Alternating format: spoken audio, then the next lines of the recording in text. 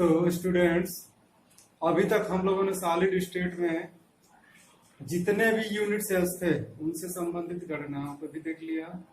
अब सीधे सीधे चलते हैं ठोसों में अपूर्णताएं यानी इम्परफेक्शंस इन सॉलिड्स। तो इम्परफेक्शंस को देखते हैं, ये क्या चीज है, कैसे होता है और इम्परफेक्शन होने पर क्रिस्टल के गुण में क्या चेंजिंग आ जाती है, उनको देखते हैं। स्टूडेंट्स, इससे पहले हम लोगों ने पढ़ा था, जब हम लोग क्रिस्टलाइन सॉलिड और एमॉर्फस सॉलिड के बीच में डिफरेंस पढ़ रहे थे, तो उस समय एक टर्म आया था और वो टर्म ये था कि the regular arrangement of constituent particles, यानी घटक कणों का नियमित व्यवस्थित रूप। क्रिस्टलाइन सॉलिड में घटक कणों का नियमित व्यवस्थित रूप, ये भी हम लोग देखे थे कि ये दीर्घ परास के लिए होता है, दीर्घ परास के लिए, यानी कि क्रिस्टलाइन सॉलिड में दीर्घ परासी व्यवस्था होती है, जबकि अमॉर्फस सॉलिड में हम लोग देखे थे लघु परासी व्यवस्था। लघु परासी यानी अगर अरेंजमेंट घटक कणों का होता है नियमित रूप से तो बहुत छोटे टर्म के लिए फिर अनियमित हो जाते हैं। ठीक है, तो इस दीर्घ परासी व्यवस्था को फिर से देखने की जरूरत है। देखते हैं क्या है और अपूर्णताएं क्यों रह जाती हैं। तो वाकई में सॉलिड में जब हम देखते हैं तो जो हमारा रेगुलर अरेंजमेंट है, ये पूरे सॉलिड के क्रिस्टल में हमेशा एक समान नहीं होता है। कहीं न कहीं क्रिस्टलाइन सॉलिड में भी इरेगुलरिटी आ जाती है, यानी कि हमारे घटक कणों के व्यवस्था के क्रम में कुछ न कुछ गड़बड़ी आ जाती है। कहीं से कोई परमाणु मिसिंग हो जाता है, अर्थात लुप्त हो जाता है, कहीं कोई आयन लुप्त हो जाता है, या कहीं कोई परमाणु इंटरस्टिशियल स्टेट यानी कि अंतराकाशीय स्थान में चला जाता है। और अंतराकाशीय स्थान किसे कहते हैं, हमने नोट्स भेज दिए हैं, अब तुम लोगों को दिखाना है। अंतराकाशीय टर्म आया है उसमें कि अंतराकाशीय स्थान किसे कहते हैं। तो जो रिक्तियों की बात हुई थी, वर्ड्स की बात हुई थी पहले, वही ठोसों में परमाणु के क्लोज पैक के बाद भी सभी जगह पूर्ण रूप से नहीं भरता है, कुछ न कुछ रिक्ति शेष रह जाती है। उन्हें रिक्तियों को अंतराकाशी कहेंगे। क्या है, देखते हैं। ये घटक कण है, क्लोजली पैक्ड हैं और इस पैकिंग के बाद भी क्या है, रिक्तियां बच रही हैं। ये रिक्तियां बच रही हैं, इन्हीं रिक्तियों को हम अंतराकाशी स्थान कहते हैं। ठीक है, तो इसमें भी कुछ घटक कण आ जाते हैं, यानी भिन्न भिन्न प्रकार से ठोसों में अपूर्णताएं हो जाती हैं और इन्हीं को हम पढ़ेंगे। इस तरह से हमारे सॉलिड्स में डिफेक्ट आ जाते हैं। इन डिफेक्ट को हम लोग पढ़ेंगे। पहले हम देख लेते हैं कि इनके प्रकार कितने हैं। तो पहले प्रकार को देख लेते हैं, कितने प्रकार के डिफेक्ट हैं, अपूर्णताएं हैं।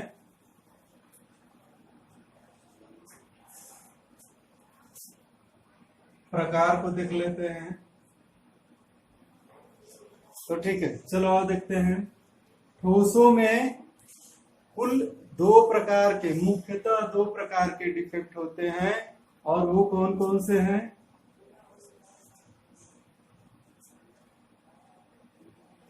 पहला है पॉइंट डिफेक्ट और दूसरा है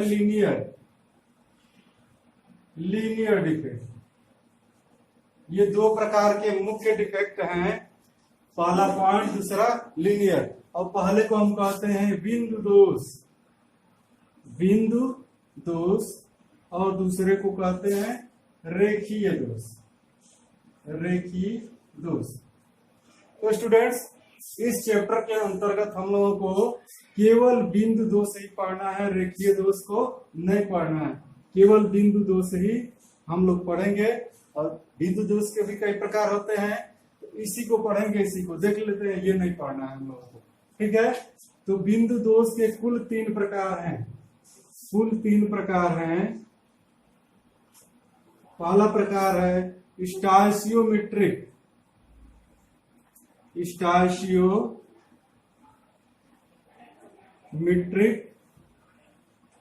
दोष। दूसरा प्रकार है नॉन स्टाइशियोमीट्रिक। चलो पर नॉन वाले के बजाय पहले इसको हम तीसरे नंबर पे करेंगे, क्योंकि इनके प्रकार लिखने में दिक्कत आएगी। दूसरे प्रकार पे हम कर देते हैं अशुद्धता दोष। अशुद्धता दोष, इससे हमको लिखने के लिए कुछ जगह मिलेगी। तीसरे प्रकार में कर देते हैं नॉन स्टाइशियोमीट्रिक। स्टाइशियोमीट्रिक दोष, ठीक है। तो बिंदु दोष यानी पॉइंट डिफेक्ट के अंतर्गत 3 प्रकार के कुल दोष हैं। पहला है हमारा स्टाइशियोमीट्रिक दोष। ये भी कई प्रकार का होता है, 4 प्रकार का कुल होता है स्टाइशियोमीट्रिक दोष। कुल कितने प्रकार का? 4 प्रकार का। इन चारों प्रकारों को हम देख लेते हैं। ये 4 प्रकार का स्टाइशियोमीट्रिक दोष कौन कौन सा होता है। इसमें हमारा पहला प्रकार है रिक्ति दोष या रिक्तिका दोष। रिक्तिका दोष। दूसरा प्रकार है अंतराकाशी। अंतराकाशी दोष। तीसरा प्रकार है शॉटकी दोष। और चौथा प्रकार है फ्रेंकेल दोष का।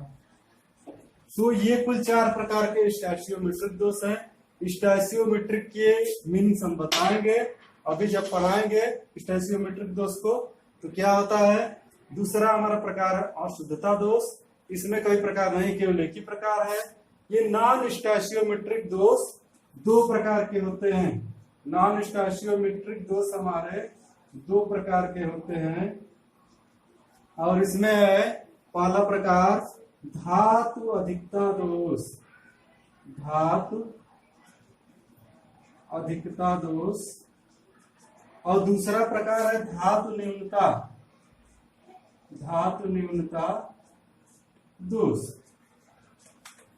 इस धातु अधिकता दोष जो एक क्रिस्टल में, ये भी 2 तरह से होता है।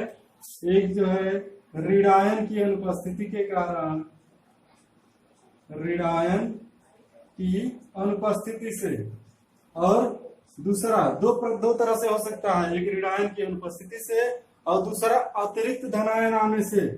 अतिरिक्त धनायन आ जाने से, अतिरिक्त धनायन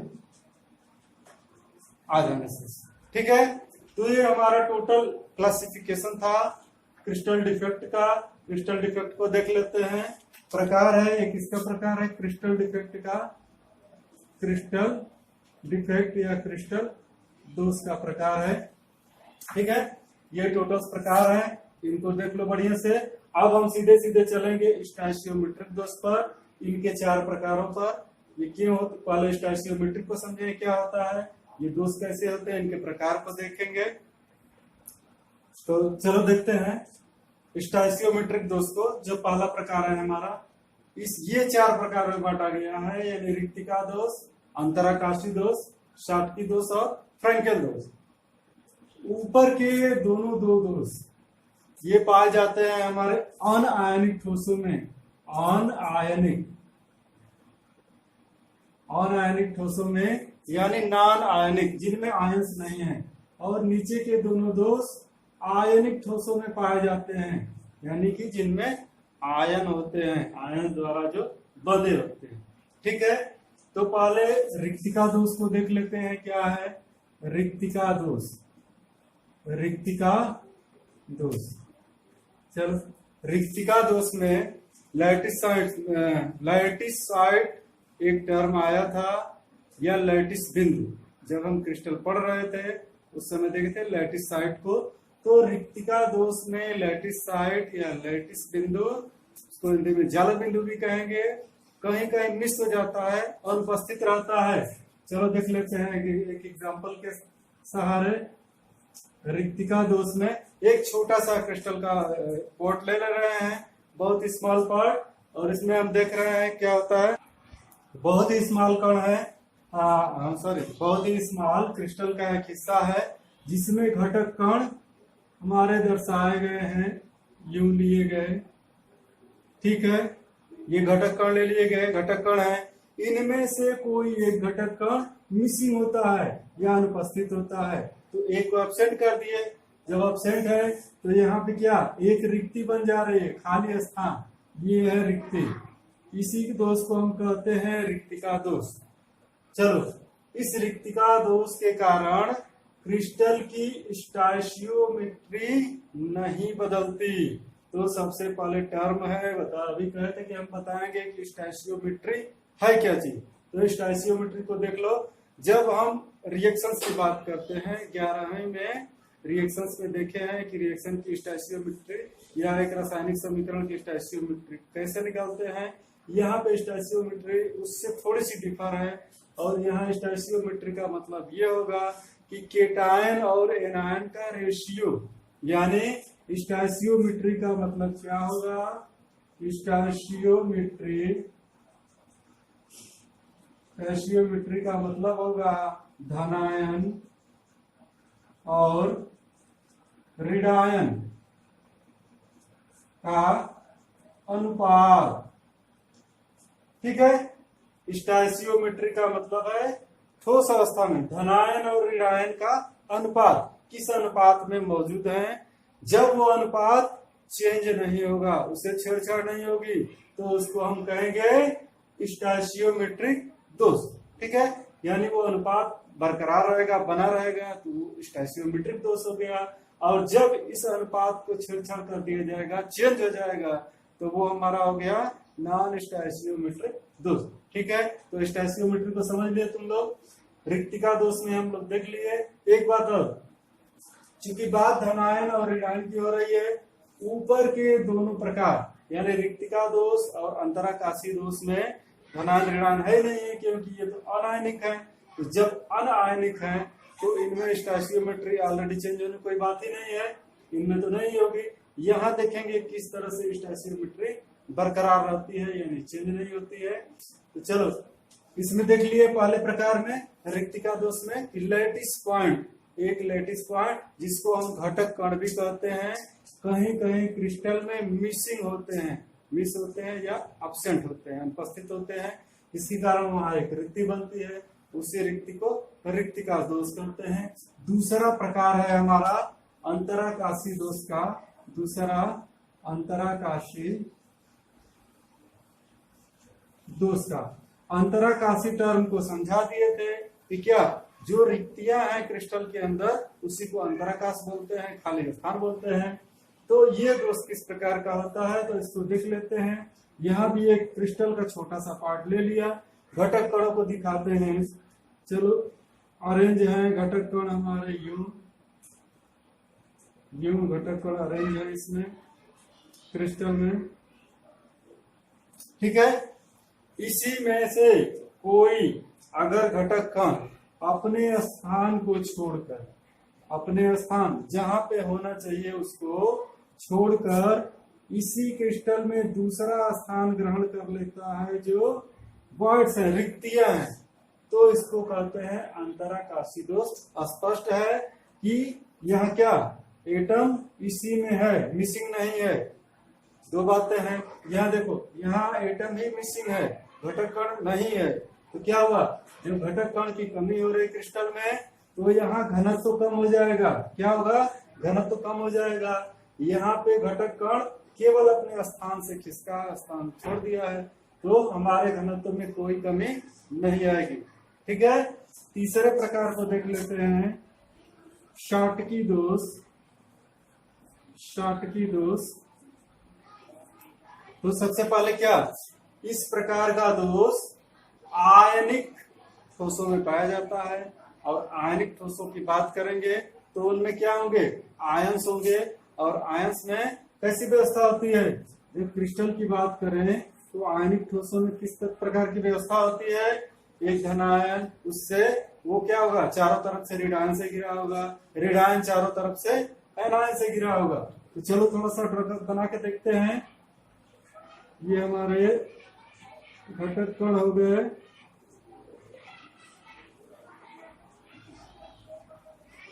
लैटिस के अंदर ये घटक कण है। ठीक है, क्या व्यवस्था होगी? हम ऋणायन को ब्लैक से कर दे रहे हैं और धनायन को रेड से बनाएंगे। धनायन को रेड से बना दे रहे हैं।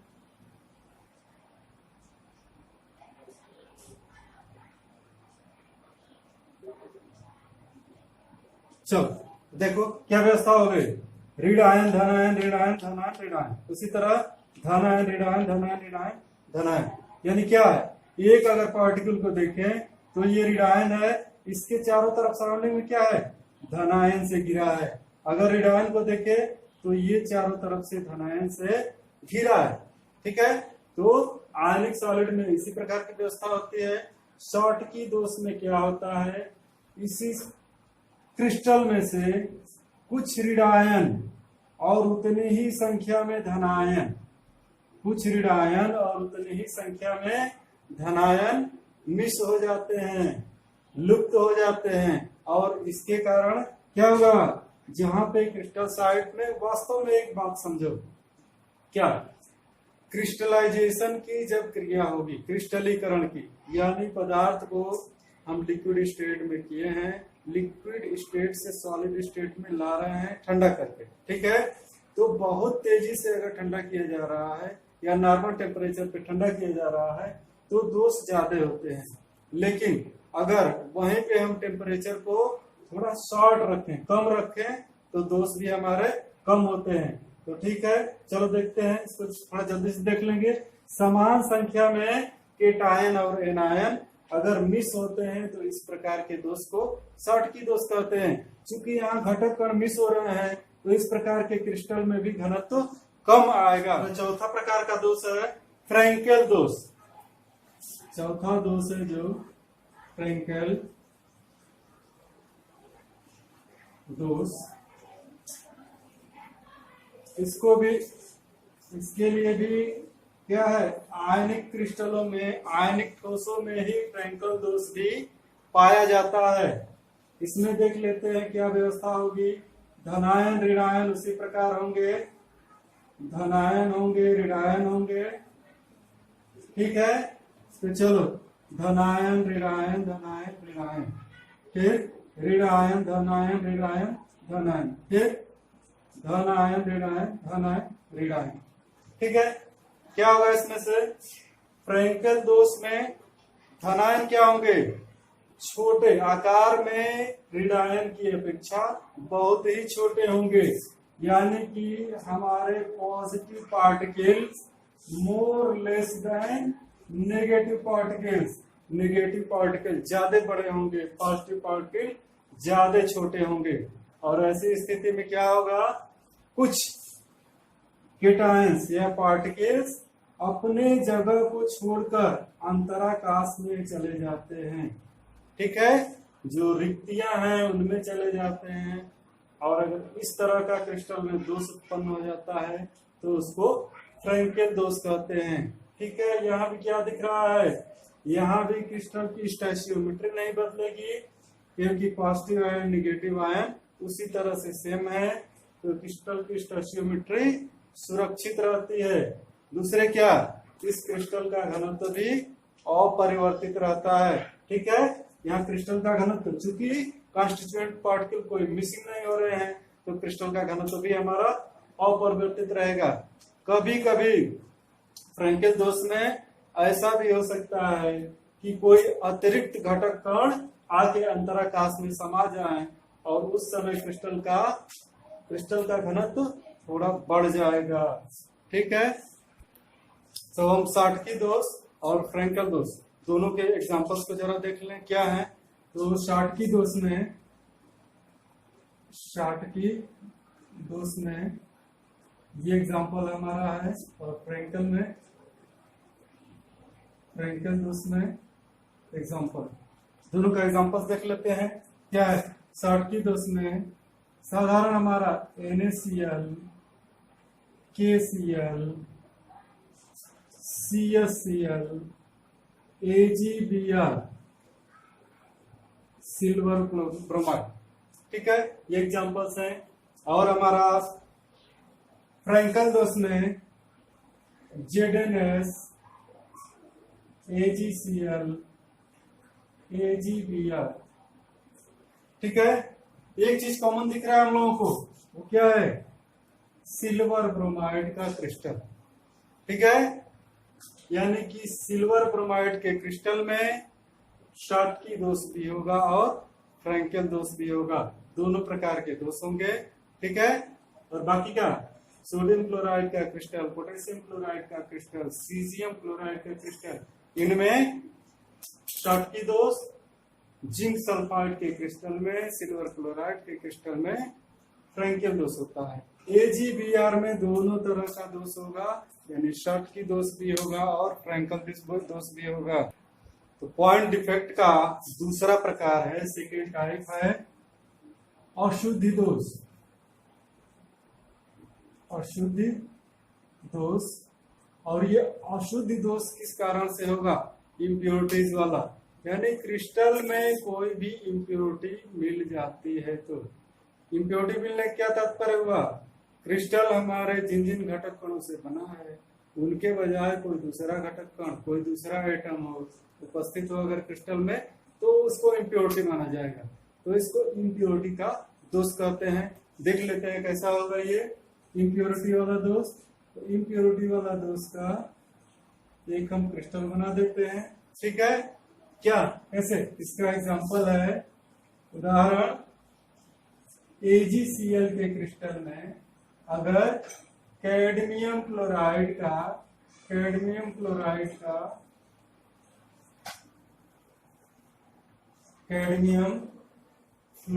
का अशुद्धि हो, अगर मौजूद हो, तो यहाँ क्या देख रहे हैं? सिल्वर +1 चार्ज है, कैडमियम क्या है? +2 चार्ज है। यहाँ पे एक धनावेश है, कैडमियम पे 2 धनावेश है। ठीक है, इसके कारण व्यवस्था को देखते हैं क्या हो रहा है। तो ये हमारे हो गए घटक कण, ये घटक कण हो गए। क्या होगा? AgCl में Ag आयंस होंगे और ये Ag आयन देखते हैं इस क्रम में व्यवस्थित होगा, positive positive positive positive positive positive, किससे घिरे होंगे? बीच बीच में नेगेटिव वाले, नेगेटिव। ठीक है, तो ये पॉजिटिव वाले जो हैं ये Ag+ हैं और नेगेटिव वाले Cl-। ठीक है, अगर कोई Ag+ इसमें से मिसिंग होता है अशुद्ध और अशुद्धि के रूप में उसमें Cd2+ जुड़ता है, तो इस पे तो डबल चार्ज है। इसको जुड़ने के लिए यहाँ डबल Ag आयन का खाली, यानी डबल चार्ज का खाली होना जरूरी है। और डबल चार्ज के खाली होने के लिए 2 पॉजिटिव आयन मिसिंग होंगे, 2 पॉजिटिव आयन मिस होंगे यानी खाली होंगे। ठीक है, एक जगह पे तो कैडमियम भर जाएगा, कैडमियम Cd++,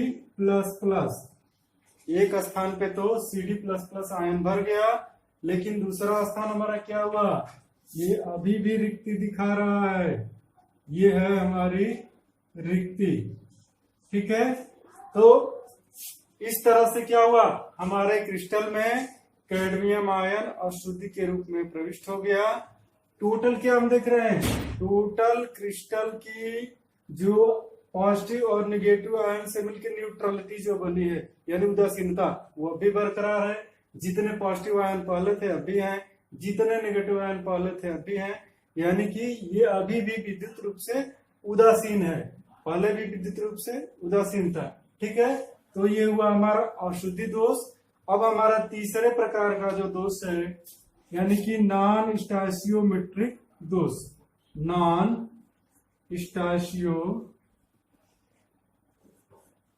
स्टोइचियोमेट्रिक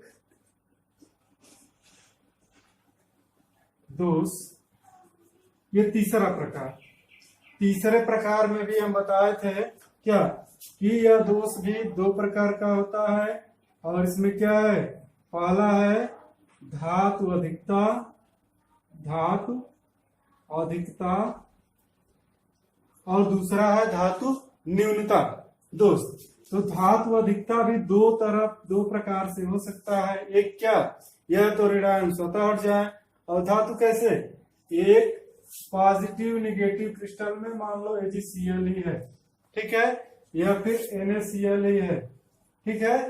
इसमें धातु कौन है, जो मेटल के आयन हैं अर्थात सोडियम, ये धातु है, और ये दूसरा पोर्शन क्या है, नेगेटिव जो आयन बनाया है अधातु है, ठीक है।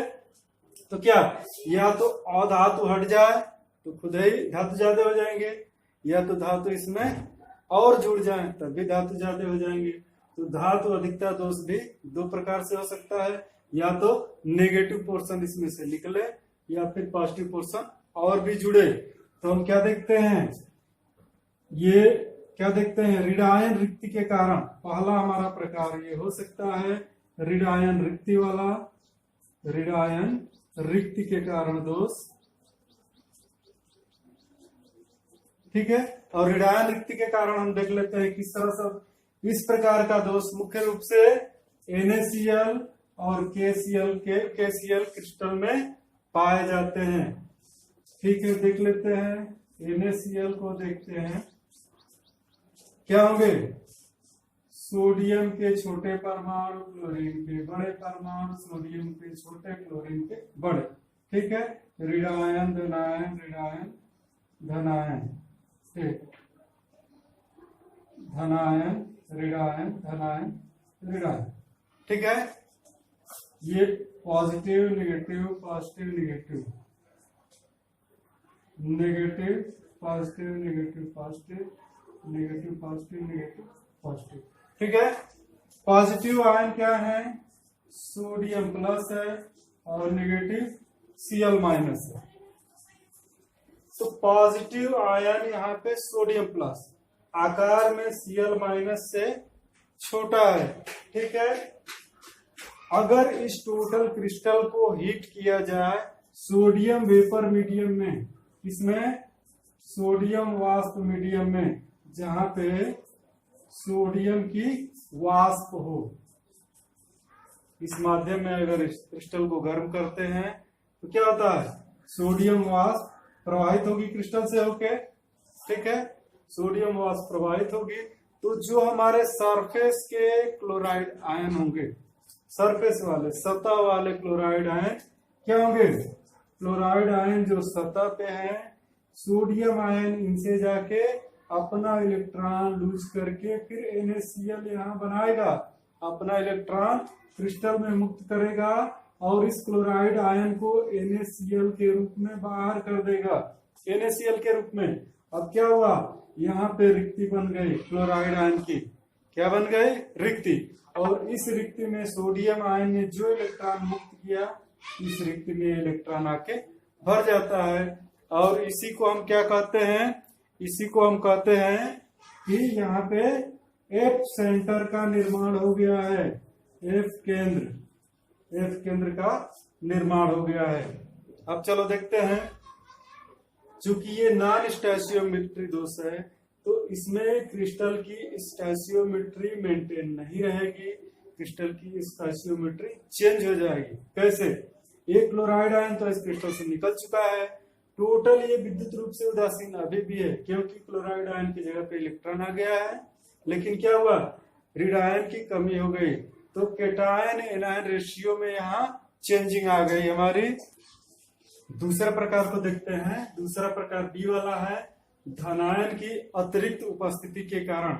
इसका मतलब ये हुआ कि हमारे पूरे क्रिस्टल में धनायन ऋणायन पढ़ने से पूरे हैं, लेकिन धनायन के कुछ अतिरिक्त हिस्से भी क्रिस्टल के अंदर जबरदस्ती आ गए। कहाँ से आए, कहाँ पे सेट हुए, तो रिक्तियों में कुछ अतिरिक्त धनायन समा गए। क्यों, क्योंकि धनायन आकार में छोटे थे। तो जब इस प्रकार की व्यवस्था बनती है तो इसके कारण भी धातु न्यूनता दोष उत्पन्न होती है। और इसका बढ़िया उदाहरण है जेडेनो यानी जिंक ऑक्साइड में इस तरह का दोष पाया जाता है, धातु अधिकता दोष। तो इस क्रिस्टल को देख लेते हैं जी, जिंक ऑक्साइड के, चलो ये धनायन छोटे, ऋणायन बड़े, धनायन छोटे, ऋणायन बड़े, धनायन छोटे, ऋणायन बड़े। ठीक है, थोड़ा सा और बना लेते हैं दोनों को। ऋणायन हो, धनायन हो गया, ऋणायन हुआ, धनायन, positive negative positive, negative positive, negative positive, negative positive.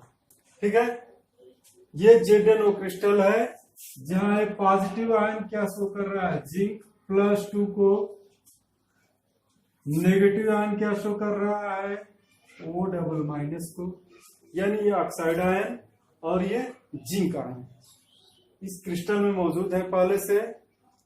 इनके अलावा कुछ अतिरिक्त जिंक आयन अगर क्रिस्टल में किसी भी विधि से समाहित हो जाते हैं, विधि से हमको मतलब नहीं है, यह दोष पढ़ना है किस कारण दोष होता है और इस दोष का प्रभाव क्या है, विधि से मतलब नहीं किस कारण कैसे बनता है।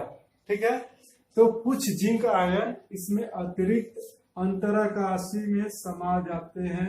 मान लो कि एक जिंक आयन और आ गया, चलो इसको दिखा दे रहे हैं, डबल शेडेड कर दे रहे हैं, एक जिंक आयन और आ गया है इसमें, और इस जिंक आयन, जिंक परमाणु चूंकि आया और परमाणु ने अपना क्या किया, आयन इसी क्रिस्टल में मुक्त किया। इसमें क्या जुड़ा है, जिंक परमाणु जुड़ा, जिंक आयन के रूप में क्रिस्टल में आया और इलेक्ट्रॉन्स भी इसके निकल के अंतराकाश में पहुंच गए, अंतराकाश में इससे मुक्त हुए इलेक्ट्रॉन भी पहुंच गए। ठीक है, अब क्या हमको दिख रहा है, इस व्यवस्था के कारण भी इस क्रिस्टल की स्टोइचियोमेट्री बदल रही है, धन आयन ज्यादा हो गए हैं, टोटल क्रिस्टल अब भी विद्युत रूप से उदासीन है क्योंकि 2 पॉजिटिव आयन क्रिएट हुए, 2 नेगेटिव भी, लेकिन क्या जिंक आयन बढ़े हैं तो ऑक्साइड आयन की तुलना में जिंक आयन ज्यादा हो गए, तो इससे क्रिस्टल की स्टोइचियोमेट्री फिर से चेंज हो चुकी है। अब देखो, अभी ये वाला प्रकार पढ़े किसके कारण, ऋणायन की अनुपस्थिति के कारण और यहाँ धनायन की अतिरिक्त उपस्थिति के कारण। इन दोनों दोषों में हम एक चीज देख रहे हैं क्या, कि इलेक्ट्रॉन्स जो है क्रिस्टल में फ्री हो रहे हैं, फ्री इलेक्ट्रॉन्स हो रहे हैं। इन फ्री इलेक्ट्रॉन्स के कारण दो चीजें, एक तो देखो क्रिस्टल की विद्युत चालकता में वृद्धि हो जाएगी क्योंकि मुक्त इलेक्ट्रॉन हो गए और इलेक्ट्रॉन क्या है, विद्युत के प्रवाह के लिए रिस्पॉन्सिबल है, तो क्रिस्टल की विद्युत चालकता में वृद्धि हो गई। और दूसरा क्या, ये फ्री इलेक्ट्रॉन है, एनर्जी एब्जॉर्ब करके हायर स्टेट में पहुंचते हैं, एनर्जी को रिलीज करके फिर वापस अपनी पहली अवस्था में आते हैं। तो इस प्रकार एक विशेष घटना निर्मित होती, क्या एक विशेष घटना दिखती है, क्रिस्टल को एक विशेष कलर प्राप्त होता है, एक विशेष रंग प्राप्त होता है। तो क्या होते हैं, इन दोषों के कारण, धनायन दोषों के कारण क्रिस्टल में कुछ कलर आ जाता है, यानी क्रिस्टल कलर्ड हो जाते हैं। तो ये गुण थे हमारा। देखते हैं अब ऋणायन रिक्ति दोष, दूसरा प्रकार है नॉन स्टोइचियोमेट्रिक दोष का, ऋणायन रिक्ति दोष,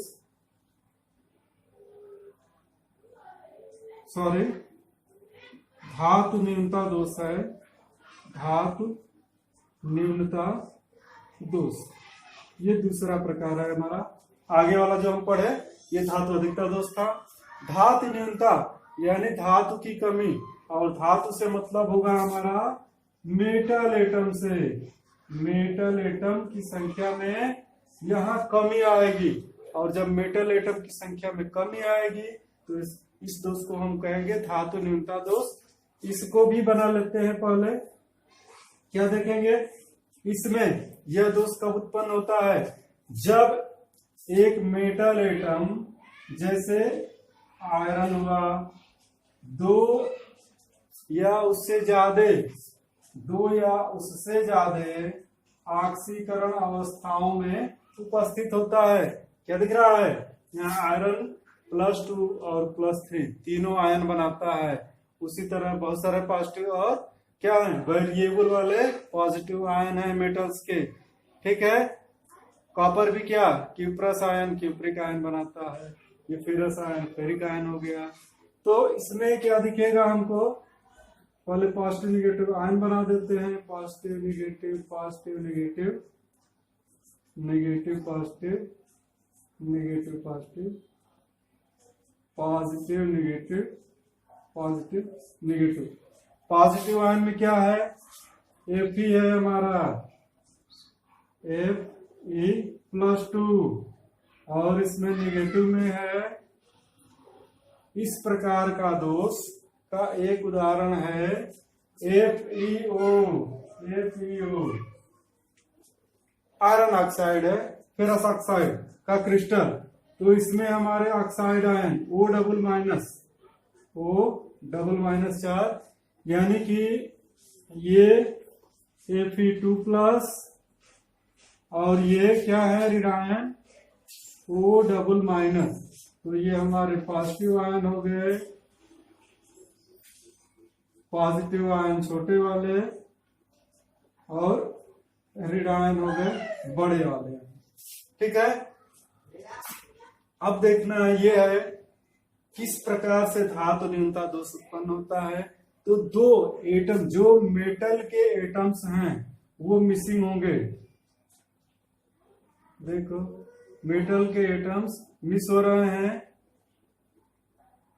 इनकी जगह पे दो हायर स्टेट वाले एटम्स आ जा रहे हैं। देखो हायर स्टेट वाले एटम्स को हम बना दे रहे हैं, ये 3+ हैं, Fe3+, Fe3+। यहां से ये देखना है Fe2+ के 3 एटम मिस हुए हैं, यानी Fe2+ के 3 एटम्स मिस हुए। टोटल चार्ज +6 था, 2 एटम ऐड हुए हैं Fe3+ के, ये भी टोटल चार्ज +6 ही होगा, यानी टोटल धनायन में कमी नहीं हो रही है, अधिकता भी नहीं हो रही है। और यहाँ पे क्या दिखेगा हमको, यहाँ हमको ये दिख रहा है। तो यहाँ पे टोटल चार्ज में कोई कमी नहीं हुई, जबकि एक प्लेस हमको दिख रहा है धनायन वाला, ये रिक्त हो रहा है। धनायन का एक प्लेस यहाँ पे रिक्त हो जा रहा है, यानी कि मेटल एटम की कमी हो जा रही है ना। ठीक है, तो इसलिए धातु न्यूनता दोष इसको कहते हैं, यहाँ पे मेटल एटम की कमी हो गई। ठीक है, तो ये सारे हमारे क्रिस्टल में इम्परफेक्शंस थे, सॉलिड में इम्परफेक्शन थे। उम्मीद है कि तुम लोगों को समझ में आया होगा अच्छी तरह। अगर कोई पॉइंट समझ में ना आ रहा हो तो फिर दोबारा कमेंट में पूछना। ठीक है, थैंक यू।